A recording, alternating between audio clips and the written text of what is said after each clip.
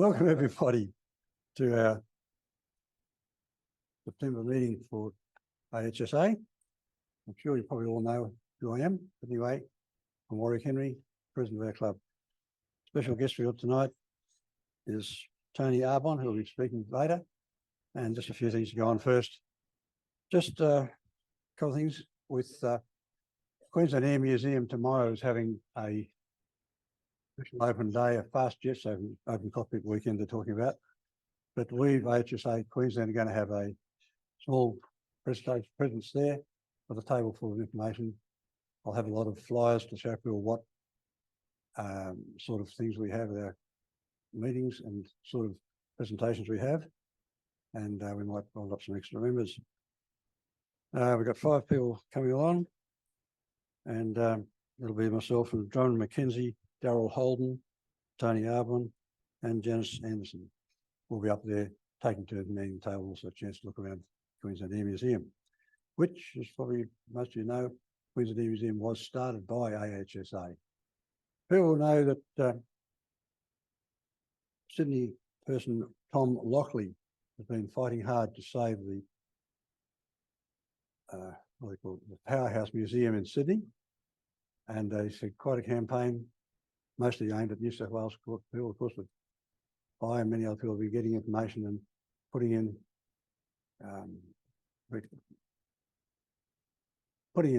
applications to try and put the closing down of it on hand. For those who haven't been aware, the beautiful big Powerhouse Museum near Redfern, inner city, and other people have come along, they want to knock it down and use it for real estate or something like that. It's got fantastic information there. Early steam trains and early steam engines, the old very big ones that they would use for watering mines and things like that. Some significant steam locomotives. They've even got a Whittle jet engine amongst things. The plan had been to make a new museum out near Parramatta, and a lot of people thought this is heritage, it's terrible. They got the Catalina that was first to fly from Australia to South America and back, amongst other things, other important aircraft too. Anyway, big enough campaign had occurred, and they finally, about a month or so ago, the news came out that they're not going to knock down the Powerhouse Museum after all. A lot of stuff has been taken away or need to be brought back to it. For our next speakers here, in October meeting, we're going to have Anthony Cooper, and he'll be talking about 3 Squadron of Australian Air Force, 1940-41. It's 3 Squadron of RAF's Pioneer Fighter Squadron. In November, Peter Dorman will talk about Nicky Barr, Australian Air Ace, and I'll take us to the end of the year. One little thing I am going to suggest, for our November meeting, when you come along here, I'd like everyone to wear their favourite flying or aircraft shirt. So you can have that. That'll be for the November meeting at the end of our year. I think that's enough for me, and I'd like to introduce Tony Arbon here. He's going to talk about history and development of Australian air data, the manual records to the website. Tony, come on, I'll hand you the mic. Thank you. And you have the floor. Thank you very much. First of all, thank you for coming along. I normally don't like talking about myself, but tonight, Ian, who I thought was my friend, volunteered me for this gig. So here I am. And if I spoke about just the website, afraid it'd be about 10 minutes and you'd all be bored senseless. So I'm going to go right back to the very beginning and how it all started, which basically for me was in the UK. I was 14, 15 years old, lived right under the flight path, the final flight path at Bournemouth Herne Airport. Those you'd be aware of it, it's in the south of England. And these are the kind of things, Bristol freighters, Bristol super freighters, DC-3s, and the occasional Viscount would fly right over our house. And it was at the days when if you bought a house near an airport, there was airport noise. No one ever complained. And I certainly didn't complain. So that was the start of it. And I got very interested in aircraft, and I started going to the airport. And as a lot of people did in those days in England, we'd be called aircraft spotters. I hate that term now. I'd rather be called an historian or an enthusiast, but I was an aircraft spotter. If you're into aviation, you couldn't afford to do anything else but just go along to the airport and jot down what you'd seen. So basically, that's what I did. And at Herne, the Vickers were there to start with. So I watched the last of the Viscounts being built. I watched all the 111s being built. It was my favourite aeroplane. I watched the maiden flight of the back 111. Watched them all being built before I came to Australia. Well, before I came out to Australia, about 17, I guess, I got into, or I found cars and girls. So I forgot all about aeroplanes for a while. I came out to Australia in 1973 and I got a job at the back of Eagle Farm Airport there. And I had to go past the airport every day to work. And it's just so happened I could actually go through the airport out the other side, was a shortcut to where I used to work. So every day I go past the airport. So I started getting interested again in airplanes. And once again, I started jotting down what I'd seen. That was in 1973. In 1974, I found this book, which was put out at the DCA. And this is the actual first book that I got. And it listed all the airplanes, the registrations, types, serial numbers, and everything. I thought, this is wonderful. Oh, this is fantastic, amazing. So that was my Bible for a few years. And surprisingly at the back, about that time, 1973, 74, is when New Guinea was allocated the P2 registrations. And in the back of this book were the P2 registrations, which were just amazing for me. I remember seeing my first P2 registration out here. It was at Archerfield. And well, I almost got an erection. It was just so good, you know, just amazing. Yeah, but to me, I was still very interested in aeroplanes, and I started, as I say, still logging them. But what I found was with this book, I was seeing aircraft, because that was getting out of date, I was seeing aircraft that were no longer in there. So I started making up a loose leaf folder of all the aircraft that I'd seen and weren't in there, ended up putting all the information out of that book into the loose leaf folder. And I had a loose leaf folder on each block, so AAA to AZZ, and I had, 26 or less than that, but say 20 folders with all this information, all handwritten in there, of aircraft.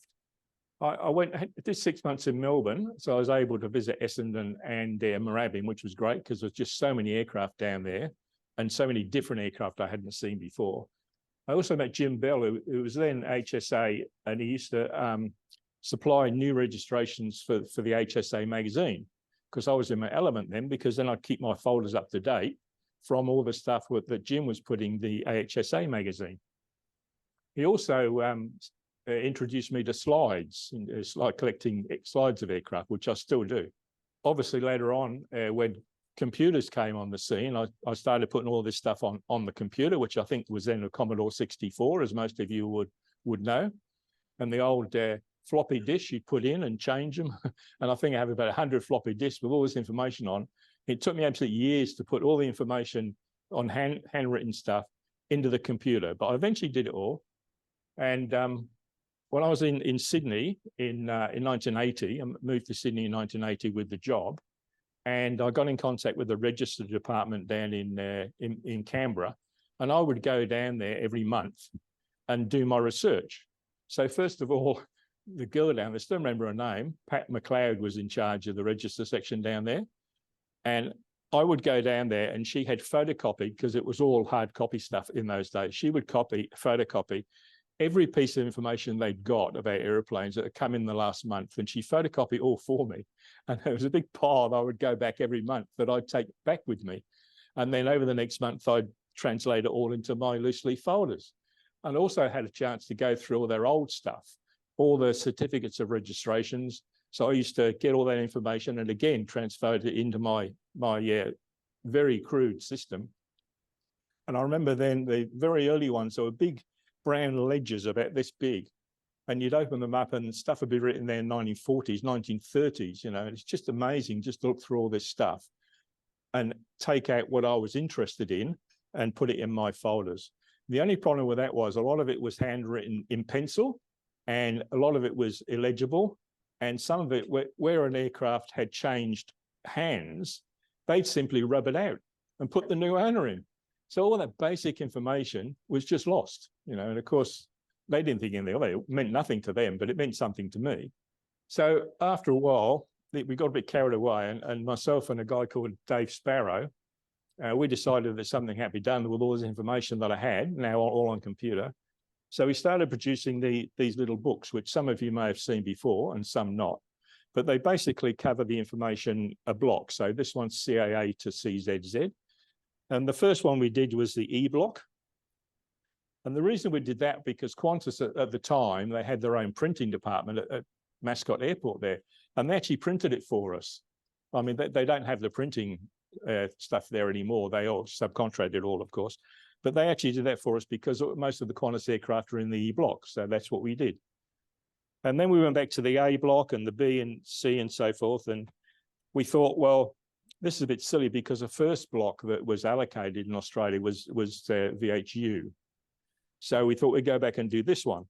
And we got in touch with Bert Cookson, and we sent all the stuff that I had on the information and sent to him, and he offered to fill in all the gaps. Well, he got back to us and said, look, there's so many gaps. I need to rewrite the whole thing. So I said, that's fine. We're happy to do that. We'll put your name on the front. So that's what we did. So this is the reason why this one has his name on, and not myself and Dave Sparrow's. And as an aside, unfortunately, Dave Sparrow went back to England shortly after we produced those books, and he slipped and broke his hip about 3 years ago, went in a hospital and got COVID, and unfortunately passed away whilst he was in the hospital back in England. I mean, he was old, but I mean, that's no reason why he should pass away. We did that, and we got as far as I think it was the F block, and we ran out of steam basically. And, you know, it was costing us a lot of time, a lot of money. Obviously, you don't make money out of this sort of thing. So it was costing us money, costing us a lot of time. So we decided not to go ahead with that. But then the DCA or CA, whatever they were in those days, stopped producing that book. So we thought, well, okay, if they're not doing it anymore, we'll do it ourselves. So that's what we did. So that's the first one that we did in 1991. And that basically had all the information that was in that blue book. And we did that up to 2006. So that was quite a run. At the height of that book, we were selling about 2,000 a year on an annual basis. But then we found out in 2006, basically, all the information was now available on the internet, on the CAA website or DCA, whatever we were there in those days. So it became, we were selling less and less, therefore we had to charge more and more, and therefore it just faded away. We did go into the idea of putting it on a CD because that way we could update it for everyone that was sold. So it would be right up to date when you bought it. And I think Warwick had a few of those, didn't you? Or, yeah. Okay, so that's how that blue book came about. And that's the examples of what I've got here. You can see the E block. I think that's that one there. And that's the last one we had there, which is the U block. We also did Papua New Guinea because I was particularly interested in Papua New Guinea. And that's our that's the one which I just showed you there. So this all came back. So I've got a lot of information on the computer, don't know what to do with it. I thought for a long time about having it on a website, different website, but really never understood. I couldn't do it myself. And I never really understood how it all worked. And I didn't know how expensive it was. I just happened to be in a taxi coming back from the airport one time, talking to the taxi driver, as you do, because they love talking, taxi drivers, don't they? And he told me that his brother was just started up a business building websites. So I thought, well, I'll get in touch with him. So I got in touch with him, and he told me, I told him basically what I had in mind for doing my website. And he said, yeah, we can do that, no problem at all. And I think it was only about $300 a year or something like that to do it. And I thought, well, that's a reasonable price, you know. So I gave him all the information. He put it all on the website, and that's what he came up with. This is the start of our website. And in there, as you can see down the bottom here, we had registration, the sequence. Now, as you know, these registrations are issued several times, and I think it's AFR has been issued 10 or 11 times. So we need a sequencer number to identify which one we're talking about. The date that was registered in a six-figure date, the exact type, which I'm pretty pedantic about that. A lot of people just say it's a squirrel. I insist that it's an AS350BA squirrel, not a B2, as you all know the difference. The construction number or the serial number of the airframe or whatever. Previous registrations in the reverse order they were there. So this aircraft this squirrel was originally registered in Japan. then it was WLD, and then it was changed to JWV. And then in the fate and the remarks there, we can put such as crashed on such a date, where and when it crashed, what happened to it. This particular aircraft was re-registered JVW on the 14th of February 2006. So that's the basic information that I got up at the very first on my website. It kind of expanded. Everything I do just gets out of hand. So this did as well. Yeah. But only 3 actually. Yeah, so that's one thing to get out of hand. I had a good friend of mine in New Zealand, Bob Kerr, who was doing very much the same thing, the aircraft register in New Zealand. And when he passed away, he left me all his information. So all that got put up onto the website as well. So now I've got the Australian, New Zealand, everything on there. It took me ages because initially when I put my information on, it was just a download, and this guy put it up onto the website. All this stuff I had to put on manually. Well, you can imagine it took me ages, years to put it up there, but it's all up there now, so that's no problem. And the Kiwis now publish each month an update in the register. So every month I'll go in there and update the register from there. So the Kiwi register is right up to date. It's the same as the Australian register. Papua New Guinea is a bit different. They do now publish the register every so often, and I keep up to date with it. I did have a contact in CASA up there, and she was very good. I'd send her a list of things that I want to know, just filling in some dates or something, or confirmation of a serial number or something. She was very, very good. Unfortunately, probably about 12 months ago now, just nothing, no answers, nothing. And now I can't get in touch with anybody up there, and they're hopeless at anybody in the sea out there are hopeless at returning calls or emails or anything. I just got no idea. So that's really come to an end. The Pacific Islands, the same again. I pick up a little bit of information here and there, but I've got no regular updates from the Pacific Islands. So the website has expanded from Australia to Australia, New Zealand, then New Guinea, and some a limited number of Pacific Islands, those that I'm particularly interested in, especially those that have got their individual prefix, such as Fiji and things like that, whereas Hawaii have got American aircraft there within registered, and they move around a lot, so I'm not that interested in those. So basically what I'm interested in goes up on the website. I started to add photos from my own collection. My own slide collection got to about 100,000 at that stage, and which is, like I say, everything gets out of hand with me. And I started adding photos. So as you can see there, I've added a photo there. This is DUG, and the same here as what we had before. Only now I've got a photo of DUG at Mount Gambier, South Australia, whatever. So now I'm starting to add these photos of my own, and then I've actually obtained quite a few slide collections of 100,000 slides from somebody, 80,000 slides from somebody else, and as well as adding to my own collection, I've started scanning some of these and put them up on the website. So there's even more up there now. And Ian very kindly is doing most of the scanning for me, and I must say he's very good at it. So, and then I started thinking, well, really, I'll start putting some owners up. Well, that's a major thing, because it's all handwritten, of course, and you can see the number of owners some aircraft have. So again, we've got the basic information up here that we had before, but we've now got all the owners down here, and we've got the photos as well. But this is becoming an absolute major job. It really is. It's one of those jobs that it's never ending. It's never going to end. Anyway, also I've been in contact with the RAOs people down there. They've been very helpful by sending me updates whenever I ask for it. So all the RAOs aircraft are up there as well.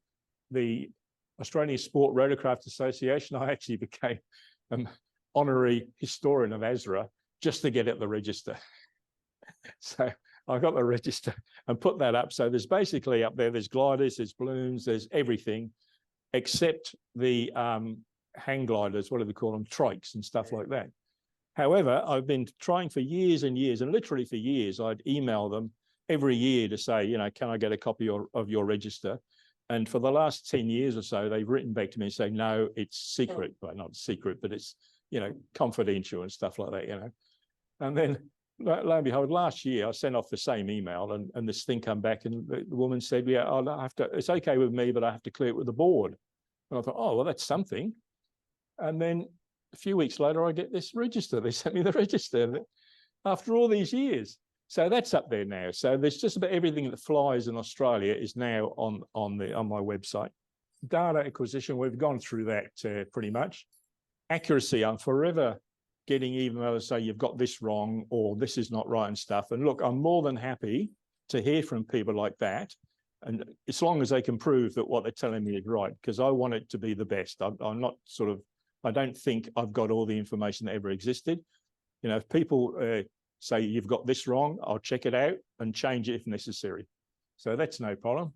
What happens when you can't get new data? Well, to be honest with you, I've got no idea. I got no idea. I wish somebody would tell me you can get the Fijian register or something like that. I don't know. So we've started putting the ownership histories up. About 2 years ago, I started to do that, and it's just a massive job, as you can imagine. The good thing with that is I had all the information in a database which was not transferable onto the website. And a good friend of mine, John Streeter, was doing the same sort of thing. So he had all the information that I had, but he had it in a different format that I was able to grab from his data and put it straight into the website. So he's helped me a lot with that, or saved me a lot of typing. The only problem is it takes me a long time to cross-check the data to make sure we both have the same. Usually, 98% of the time it is the same because it's the same source. But now and again, I'll see something that doesn't seem right. So I contact him and say, this doesn't seem right. I've got different to you. Now, when I did my research in Canberra, I did it all by hand, as I said, with loose leaf folders. He actually photographed the certificates of registration with a little camera, it's like a spy, this is fantastic. So whenever I was able to go back to him and say, look, I've got this and you've got that, what's the story? He was able to go back to those photographs and say, no, I got it right, or no, you've got it right. So everything was cross-checked and it was great, and it still is. Amazingly, when we started putting the photographs up, they're basically from my slides. Ian's got a lot of photographs as well, which he was putting up. And people have started coming to me and saying, or sending stuff to Ian or sending stuff to me. And it's just amazing how people have come out of the woodwork, people we don't even know, people that I have heard of before but have never met. Bob, we got some of your photos up on there. And people are sending these photographs, and instead of scratching around for photographs, we now find we're having to edit them down to ones that fit into the website better, or we haven't already got on the website. So it's just amazing how all this information is coming from. We've tried to keep the standard up. It's a bit difficult when someone sends you a photo like that one, which I don't consider a very good photograph. I hope it's known from here. So it's a bit difficult to tell people, well, no, it's not up to the standard. Whereas with something like that, to me, is a fantastic shot. Side on, full sun, nice shot, or like that one, But something like that to me, and it's very hard to say, no, we're not going to put it up, or it's up and I'm going to take it down, but I'm afraid I have to do it to keep the standards up. That's my attitude anyway. As you're probably aware, on the CASA website, they have a weekly update, which I go through every Monday. So the website is updated every Monday for the Australian stuff. The New Zealand, they update theirs every day, but I just go in every month to the New Zealand register. So I update all that stuff every month. Adding owners, we talked about that. Uploading the photographs, yeah. Problems, explain the future of the site. Well, I'm hoping that when I pass away in about 10 years' time, I'm hoping there'd be someone that would take it over for me. But to be honest with you, I haven't met anybody yet that's pedantic enough to get things right, that has the time and the interest and is young enough to carry it on. I mean, you look around here, is there anybody here under 50? You know what I mean? Everybody's not got the time, not got the energy, not got the interest to it. So I just don't know what's going to happen unless I can find someone in the next 10 years or so that's willing to do it. I don't know what's going to happen to it. So what we can do now is we'll go to any questions you have for me, which I hope I can answer, and we can go live to the website. So if you want to shout out a registration that perhaps you know of, we can go in and show you what's up on the website for that particular airplane. Sorry, AIY, Cessna 340, 320 Skynight. Yeah, okay. I'll go to search. Yeah, just go to search and just type in there VH was AIY. Okay, so as you can see from that, it picks out AIY2, and if you scroll down a bit, there's AI1. So the first one was a Wacket. The second one was the 320 that you're talking about. There was another one which Kavanagh balloon, and there's another one after that. Looks like fourth one, Centurion. Yeah, there you go. So that's the current one. So there's been 4 examples of that on the register. The one you're talking about, if you go back and click on the number 2, was it that one? Yeah. That one. Yeah. Yeah. Okay. So that's what we know about that. Okay. So you've got the registration, the sequence, the date it was registered, the exact aircraft type, the serial number or airframe number, whatever, previous registration. So it came from Canada to Australia. And then what happened to it? I can't read that. It crashed. 1 kilometre southeast of Red. Okay, but obviously. So that's the information we have. We got a nice photograph of it, both as in the Canadian registration, which I took at Bankstown, and then in the English Australian registration at Redcliffe. So you can actually go to the second one. See the little one there, that one there. So that was taken at Redcliffe after it crashed. So anybody want to go to another registration or any questions or whatever? Sierra Zulu Charlie. There you go. SZC. Now I owned it for about 18 years. It's 182P. Okay. And it's now in New Zealand. Yeah. Well, we can. And I've been trying to track down the new owners of it in New Zealand because I've got its history right back to when it was built in the United States. And I thought the new owners might be interested in. Well, there it is there. If you click on the next one down, ZK. SZC. Yeah. ANZ. Has that got the owner in there? Yeah, it's got an owner in there. Yeah. Well, I've seen his names, or there's 2 people I got. Is that the same guy? But I don't know an address for them. And I've you got the address now there. There you go. Okay. Righto. Yeah. The reason I'm talking about this, I thought he might be interested to see its history. Oh, okay. Yeah. From when it was built in the United States and flew to Australia. And, yeah. And made it for a long time. It had a couple of owners in Australia before it went to disappear in New Zealand. Okay. There you go. One time I suddenly turned up on my computer at home, picture of Sierra Charlie, and it was just What was your L5? CRO. It'll still be that, but it's not serviceable. Oh, really? My Stinson L5B that I had for about 10 years, I sold to a chap from Victoria, and he pranged it a couple of months. There it is. Yeah, there it is. Crashed it. And last seen I've photographed on So the if you trailer going to. Is that one, yeah. That one, yeah. And there you go. So that's my shot of taken at Watts Bridge in 2010. Yeah. And that's the details of it there. Now, unfortunately, I couldn't remember it, but I was going to fill in the ownership details, but I couldn't remember what the registration was because I knew you'd want us to have a look at that one. Good. Yeah. So aircraft types like a check. Any other questions? I am in absolute awe of anybody who can identify hundreds and thousands of aircraft on site. There's so many and they're so similar. I'm in awe of that. 40 years of trying. 40 years of being around aeroplanes. CJH, the 206s. Cessna 206, is it? Cessna 172. 172, okay. Yeah, so go to the 172, that's number 2, that one there. There you go. So I've actually got 3 shots. Generally, I want photographs up there that there's a significant difference in the color scheme. So those 3 will be different color schemes. That's the original Cessna color scheme. That's obviously repainted in a more updated color scheme. And there it is again, the latest one in 2022. Do you recognize that aeroplane? Not that, but what's become of it. Oh, okay. Well, it's still registered. Oh. It's still registered, yeah. Because otherwise there'd be something in Fate up there, Fate or comments. Yeah. We'll have a look for Charlie Delta Sierra, please. Yep. Comanche? CDS. Was it Comanche? When I knew it, it was a J5B Oster. Oh, okay, yeah. There's the Oster there. Oh, we'll see that now. That's got the owners in. No, it hasn't. It's got the captions of the aircraft in there. So once again, the same as before. Got the registration, the sequence number, the date that it was registered, the exact type. So it's a J5B. Yes.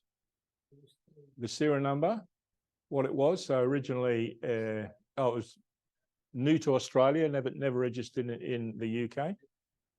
And what does it say there? Withdrawn from use on a certain day, but then it was re-registered. So it was restored to the register and then withdrawn from use again. So it's no longer on the register. I think 1962 was that. But you see, I mean, there's a lot of aircraft still on the register that are no longer flying. You know, like you say, it could be in pieces in a shed, but it's never been deregistered. So as far as maybe that one's concerned, it's still, or did I say it was been deregistered though, didn't I? Thanks. So yeah. It's amazing. On our travel home, we go and look at boneyards. Oh, sorry, we go and look at boneyards anywhere there is one. And it's amazing at how many things you see rolled up in little balls or chopped down into little pieces no bigger than a matchbox, and they're still registered. Yeah, and yeah. it's obviously been in little bits for a very, very long time. And I don't know why people don't deregister planes, but do you have to pay an annual rego like we do in RAL? I think so. I think that might be the reason. Maybe the reason, I bet. Yeah. So years and years ago, you have to pay an annual fee. And so a lot of the ag pilots, they would deregister their aircraft in the off season. So a lot of these, a lot of times you'll go at an old Pawnee maybe, and you'll find it's withdrawn from use, restored to register, withdrawn from use, about 6 or 7 times over the life of the aeroplane, because they save a lot of money by having it deregistered for the off season. But that doesn't happen anymore, so they leave it on the register all the time. VH Mike Alpha. Mike Alpha, Yeah. the DC-3? Oh, Okay, McRobinson Miller Airlines, yeah. Yeah. In fact, I think that's the one that's in Darwin at the moment, isn't it? That's where I last saw it. Yeah, okay. What was it again? Mike Alpha. Mike Alpha. Actually, an interesting aside, when I worked in Sydney, a lot of the Mackett Miller F-27s came across and were operating in the Sydney area. So a lot of the call signs we worked with were Mike something. And we had a guy who worked there called Mike Noonan. So we got known as Mike Noonan instead of Mike Noonan. Third one there. Yeah, so there should be quite a few photos of it. Well, see, now that's got the owners there. And there's quite a few owners there. If you go further down, there should be a lot of photos of it. Yeah, so they're all the photographs. You can pick one and get all the different color schemes that it's had over the years. That's the one that it was Air North in yeah. That's also in Darwin, I think. The next few are in Darwin, I think. Allegedly still does joy flights. Yeah. I think I think they're having trouble with the insurance. Insurance is the problem. Yeah. Yeah. In the chat, Roger Marks has asked about CPW. There you go. That was a converted chipmunk, wasn't it? No, Cherokee. There you go. You there, Roger? Yes, I am. Yes, I am. Oh, Yeah, I just wondered where it is these days. It's the plane that I did some flying lessons in years ago till I ran out of money. Oh, okay. That was all at Narrabri in New South Wales. What year was that? About 67, 68, something like that. Well, there you go. Yeah, Narromine Aero Club at Narromine, yeah. Yeah. Narrabri. Yeah, there you go. It's still running somewhere now, is it? Yeah, I think so, yeah. Yeah, owned by somebody at, was that Minalpa? Yeah, there you go. Oh yeah, no, oh yeah. Yes, South Australia. Yeah.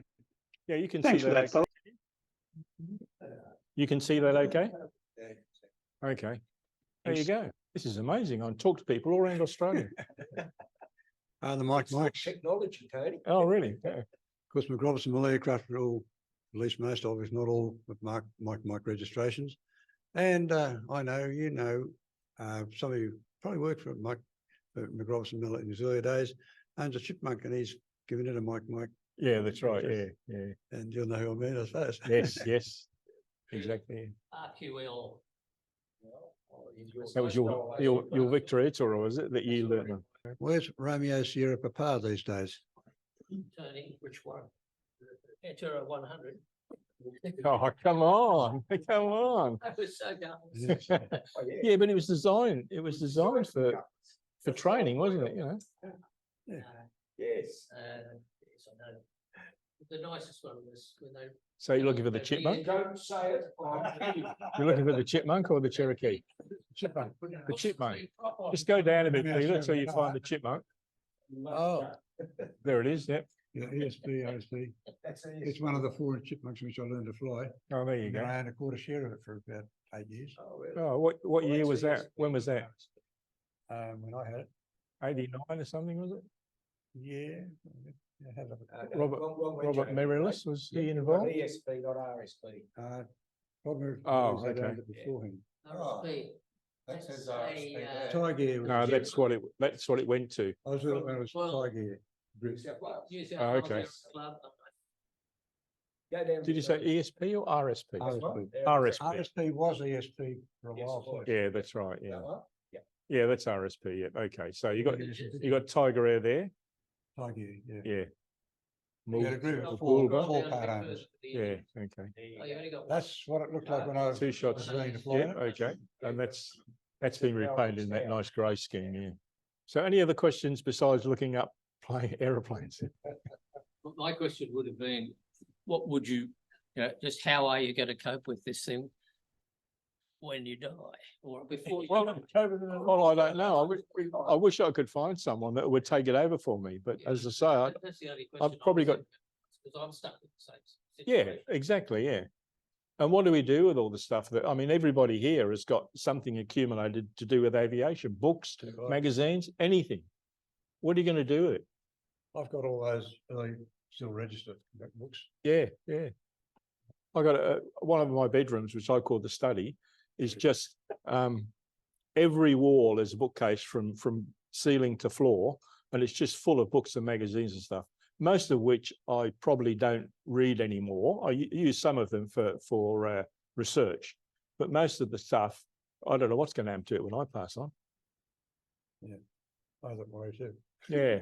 The only thing I can say is like I've acquired several people's slide collections over the years, so I know that they're going to be well looked after in my slide collection. So I mean they're not wasted, otherwise they'd just be thrown away. But what's going to happen to them when I pass away, I've got no idea. I might leave more. Everybody in the age say it's got this problem. Yeah, exactly the same. Yeah, I'm going to leave more to you, Bob. When I do my website updates each month, I put what used to go into Australian Aviation magazine, I now put up on my website. So if you were to go back into it now, yeah, just go back into the website, get rid of me, I'm just boring. Yep. And you go, where are we? Oh, you're down there. Just on the left-hand side where it says register reviews. Just press on that one. And that's all, just press on one of those, any of those. I know, just to look at it, don't download it. No, there's no point in downloading. Just press on there, press on that one, yeah. Still wants to download it. Yeah. You've upset it Go now. the other way, Tony. It's got the poops. Go back to the main panel. And backwards. Yeah, now go to see the middle panel, green little block there. Go to the Oh, top yeah, of just that go to one of block. those. Yeah, that's an idea. I know his website better than me. No, it still wants to download it.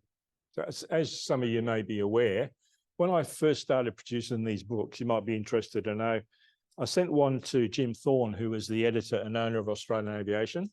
And I sort of said, can you review on this book for us? Like, you know, and he wrote back, he said, oh, we don't do reviews of books like that. He said, we don't do it. Just do one yourself. Do the review yourself when we'll print it. So of course I gave a glowing review, of course. And he printed it. And then he came back to me, he said, would it be interested in writing a regular column for the magazine? This is going back 30 years ago. And I said, well, I would, but the only thing I know about is registrations. And he said, well, write something about that. So I did. And I've been writing this kind of thing, but, you know, that's all the information.